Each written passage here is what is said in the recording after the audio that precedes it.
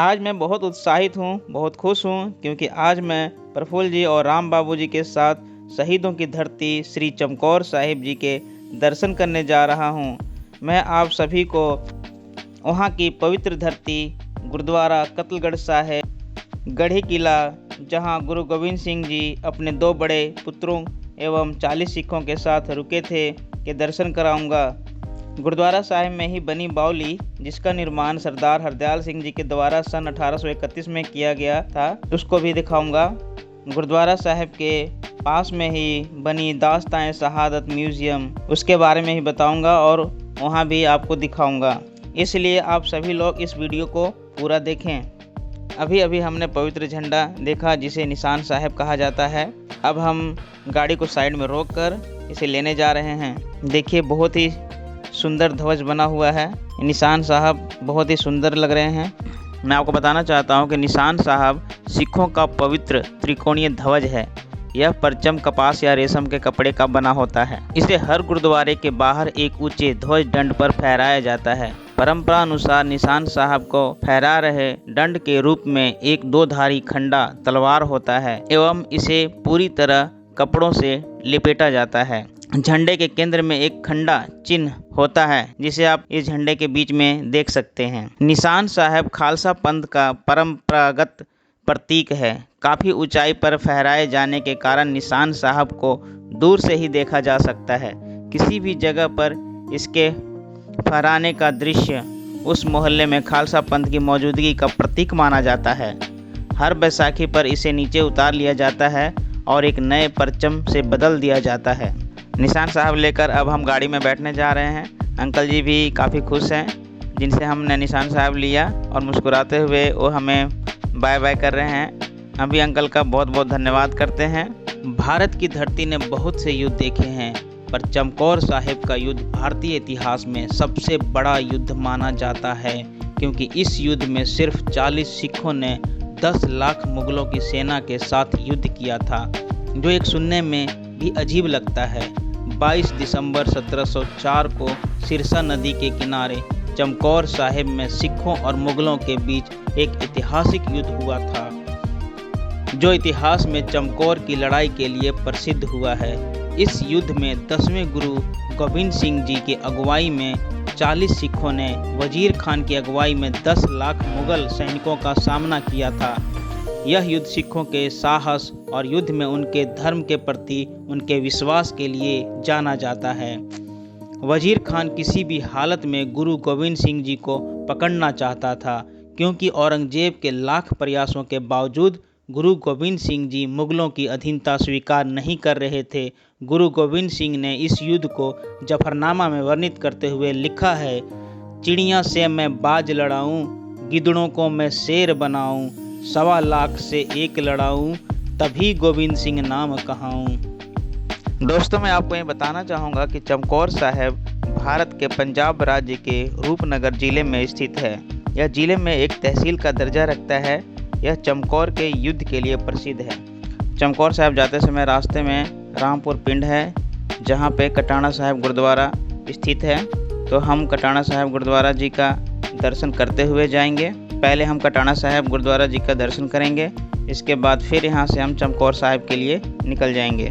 दोस्तों, पंजाब के गांव बहुत ही खूबसूरत होते हैं। यहाँ पे हर एक चीज़ की व्यवस्था होती है, चाहे वो सड़कें हो, चाहे बिजली हो, पानी हो, हर एक चीज़ की व्यवस्था होती है। यहाँ के लोग काफ़ी मिलनसार होते हैं, काफ़ी दयालु स्वभाव के होते हैं। मुझे इसका अनुभव इसलिए भी है क्योंकि सन 2012 से लेके 2018 तक मैं मानसा ज़िले के बहादुरपुर विलेज में एज ए मैनेजर बैंक में जॉब करता था। तो मुझे वहाँ के जो विलेजेस थे और वहाँ के लोग थे बहुत ही अच्छे लगते थे। उनका स्वभाव बहुत ही प्यारा था। और जहाँ तक मैंने देखा है कि पंजाब के हर एक गांव में बिजली, पानी, सड़कें, हर एक चीज़ की उपलब्धि पूरी तरह से है। सही मायने में पंजाब के जो गांव हैं बहुत ही खुशहाल हैं और यहाँ के लोग बहुत ही प्यारे हैं, बहुत ही दयालु स्वभाव के होते हैं। अभी हम रामपुर विलेज में हैं और आप देख सकते हैं कि कितना खूबसूरत लग रहा है जगह। बस यहाँ से हम कटाना साहिब जी का दर्शन करेंगे और माथा टेकने के बाद फिर हम चमकौर साहिब के लिए निकल जाएंगे।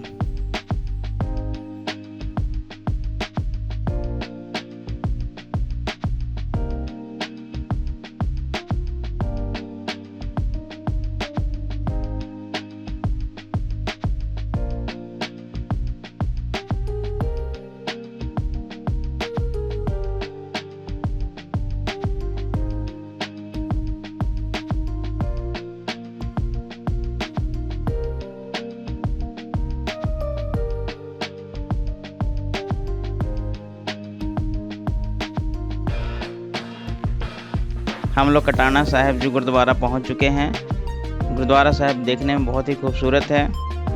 अभी हम लोग यहाँ पे माथा टेकेंगे और गुरु जी का दर्शन करेंगे।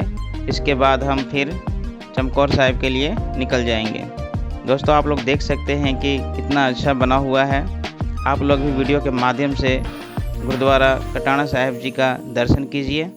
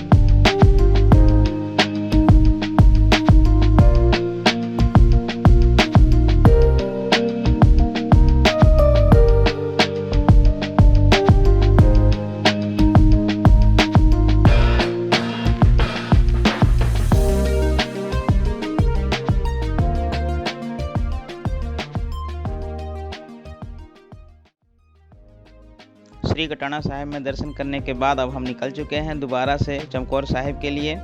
दोस्तों, आप देख सकते हैं कि चमकौर साहिब जाते समय रास्ते के दोनों तरफ पौधे ही पौधे लगे हुए हैं। साथ में ही बहुत ही खूबसूरत नहर गुजरती है। तो ये रास्ता बहुत ही मनमोहक होता है, बहुत ही सुंदर दृश्य होता है। आप देखते जाइए, आपको काफ़ी अच्छा दृश्य देखने को मिलेगा।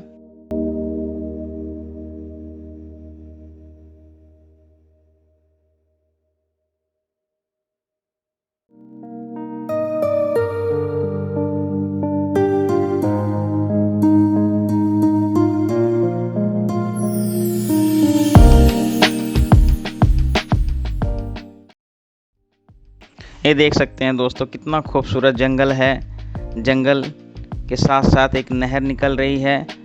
फिर चमकौर साहिब तक ऐसे ही रास्ता चलता रहेगा, ऐसे ही हरा भरा होगा। काफ़ी सुंदर लग रहा है। इसे कहते हैं प्रकृति की सुंदरता, शुद्ध हवा, शुद्ध वातावरण। देखिए, जिसका हमें इंतज़ार था हम वहाँ पहुँच चुके हैं।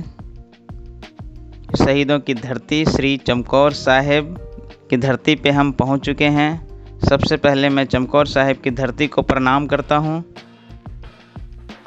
आज यहाँ पे काफ़ी श्रद्धालु दिखाई दे रहे हैं। सड़क के दोनों तरफ बसें खड़ी हुई हैं। ऐसा प्रतीत होता है जैसे देश भर से, कई राज्यों से श्रद्धालु यहाँ चमकौर साहिब दर्शन करने आए हैं। देखिए, दोनों तरफ बसें खड़ी हुई हैं। ये सारी बसें श्रद्धालुओं की बसें हैं। काफ़ी श्रद्धालु यहाँ पहुँचे हुए हैं गुरु जी के चरणों में मत्था टेकने। जितना मैंने पढ़ा है, जितना मैंने नॉलेज इकट्ठा किया है, उसके हिसाब से मैं चमकौर साहिब के लड़ाई के इतिहास के बारे में बताने जा रहा हूँ। मई 1704 में आनंदपुर की आखिरी लड़ाई में वजीर खान की सेना आनंदपुर साहिब को 6 महीने तक घेर के रखा था। वजीर खान ने सोचा कि भोजन के रूप में पानी आनंदपुर साहिब में समाप्त हो जाएगा, फिर गुरु स्वयं मुगलों की अधीनता स्वीकार कर लेंगे। लेकिन यह मुगलों का भ्रम था। जब गुरु जी का राशन पानी खत्म हुआ तो सिखों ने कहा कि गुरु जी अब क्या करें। तब गुरु जी ने कहा कि भूखे मरने से अच्छा है कि दुश्मनों से सामना कर वीर गति को प्राप्त करें। यह सब सुनकर पूरी सिख सेना में ऊर्जा का संचार हो गया। सभी ने गुरु जी के साथ चलने के लिए राजी हो गए। 5 दिसंबर 1704 की रात गुरु गोविंद सिंह जी ने अपने 400 सैनिकों के साथ चुपचाप आनंदपुर से निकल गए। कुछ समय बाद मुगलों को पता चला कि गुरु जी यहाँ से निकल गए हैं। तभी उन्होंने गुरु जी का पीछा करने लगे। जब गुरु जी सरसा नदी के पास पहुँचे तो उन्होंने देखा कि नदी में बाढ़ आ चुकी थी। इस समय सिखों को बड़ी मुश्किल में थे, क्योंकि उनके पीछे मुगल सेना और आगे सरसा नदी की बाढ़ थी। तभी गुरु गोविंद सिंह जी ने कहा, कुछ सैनिकों को दुश्मन को यहाँ युद्ध में रखना चाहिए और सरसा नदी को पार करने की क्षमता रखते हैं, वह अपने घोड़े के साथ नदी को पार कर सकते हैं। दूसरी तरफ भाई उदय सिंह और जीवन सिंह ने अपना समूह बना लिया और दुश्मन से भिड़ गए। इसमें गुरुदेव जी सरसा नदी पार करने में सफल हो गए और सैकड़ों सिख पार करते समय नदी के पानी में बह गए थे। बरसात की बारिश, नदी के ठंडे ठंडे पानी ने गुरु जी के सैनिकों के शरीर को शून्य कर दिया। यही कारण है कि दुश्मन सेना सरसा नदी को पार करने की हिम्मत ना कर सकी।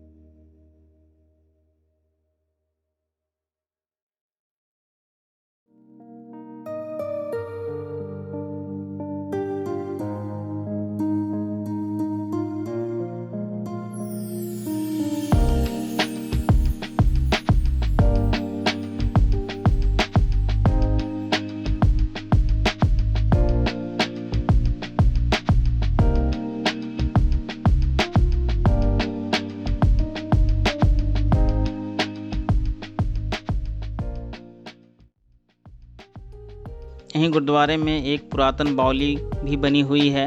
देखिए यहाँ पे एक पुरातन समय का एक बावली बना हुआ है, इसका भी मैं दर्शन आपको करा देता हूँ। इसे सरदार हरदयाल सिंह बेलेवालिया द्वारा बनाया गया है।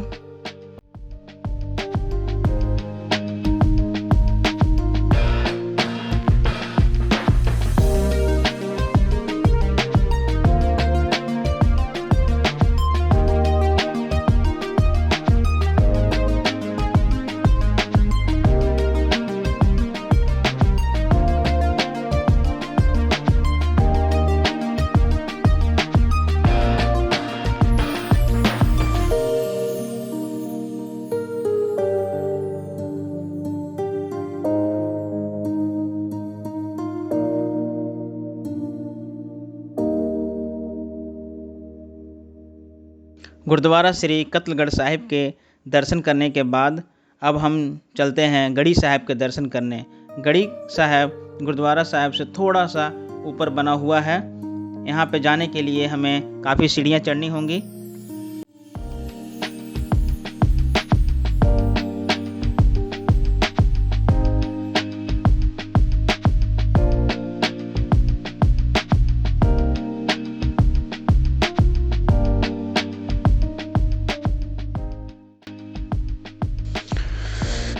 गढ़ी साहिब की लड़ाई 1704 ईस्वी में लड़ी गई थी। ये गढ़ी साहिब वही पवित्र जगह है जहाँ पे गुरु गोविंद सिंह जी के दो बड़े बेटे बाबा अजीत सिंह जी और बाबा जुझार सिंह जी शहीद हुए थे। गढ़ी साहिब के चारों तरफ दूर दूर तक 10 लाख सैनिकों ने घेरा बना रखा था। मुगल सेना से लड़ाई करते हुए एक एक सिख शहीद हो रहे थे। तब बाकी बचे सिख नहीं चाहते थे कि गुरु जी के दो पुत्र युद्ध में जाएं। तभी गुरु गोविंद सिंह जी ने कहा कि सिर्फ अजीत सिंह और जुझार सिंह मेरे पुत्र नहीं हैं, आप सभी मेरे पुत्र हैं। तभी 18 वर्षीय पुत्र बाबा अजीत सिंह ने अपने पिता से किले से बाहर जाकर दुश्मन से लड़ने की अनुमति मांगी। उसने कहा, प्रिय पिताजी, मेरा नाम अजीत है, मतलब अजय है। मुझे जीता नहीं जाएगा और अगर जीत लिया गया तो मैं भाग नहीं जाऊंगा या जीवित वापस नहीं आऊंगा। मुझे जाने की अनुमति दें। गुरु गोविंद सिंह जी ने अपने पुत्र को गले लगाया और उसे लड़ाई में भेजा, जहां वे अपने अंतिम सांस तक वीरता पूर्वक लड़ते रहे। गुरु गोविंद सिंह जी के छोटे पुत्र, जो कि अजीत सिंह से 4 साल छोटे, बाबा जुझार सिंह ने अपने भाई की शहादत को देखकर गुरु गोविंद सिंह से पूछा, प्रिय पिता, मुझे जाने की अनुमति दें जहां मेरा भाई गया है। यह मत कहना कि मैं बहुत छोटा हूं, मैं आपका बेटा हूं, मैं आपका सिंह शेर हूं, मैं आपके योग्य साबित होऊंगा, मैं दुश्मन की ओर मुंह करके लड़ते हुए मरूंगा।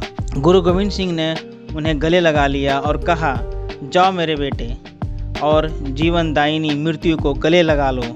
इस प्रकार गुरु ने अपने दोनों पुत्रों को शहादत के माध्यम से शाश्वत शांति प्राप्त करते हुए देखा। देखिए दोस्तों, आज आप लोगों को मैं वीडियो के माध्यम से गढ़ी साहब जैसे पवित्र जगह का दर्शन करा रहा हूँ। यही वह ऐतिहासिक जगह है जहाँ पे 10 लाख मुगलों के साथ गुरुजी ने 40 सिखों को लड़ाया। यही वह जगह है जहाँ पे गुरुजी ने इस वाक्य को साबित किया था, 1.25 लाख से एक लड़ाऊं तभी गोविंद सिंह नाम कहाऊं। हम इस पवित्र भूमि को बार बार नमन करते हैं, बार बार प्रणाम करते हैं। आज हमें बहुत खुशी है कि आज हमें दर्शन करने का मौका मिला।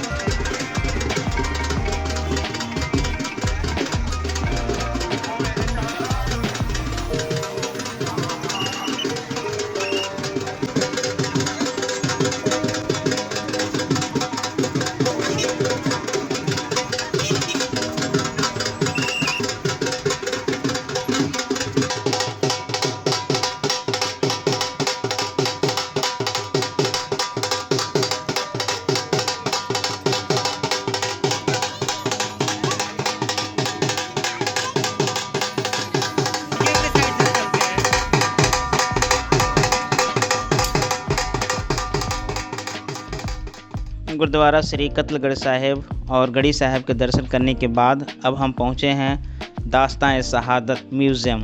इसका खुलने का समय सुबह 10 बजे से लेकर शाम 4 बजे तक है। और जैसा कि अभी हम देख रहे हैं कि गेट बंद हो चुका है क्योंकि आज हम लेट हो चुके हैं। लेकिन इससे पहले भी मैं यहाँ पे आया हूँ और यहाँ पे वीडियो गैलरीज बनी हुई है और सारी वीडियो गैलरीज मैंने देखी हैं। इस वीडियो गैलरीज में गुरुजी की सारी कहानी को दिखाई जाती है, कैसे गुरुजी सरहंद किला को छोड़कर सरसा नदी को पार किए और कैसे वहाँ पे महायुद्ध हुआ और कैसे गुरुजी अपने परिवार के साथ बिछड़ गए और कैसे गुरुजी अपने 2 बड़े पुत्रों और 40 सिखों के साथ गढ़ी साहब पहुँचे।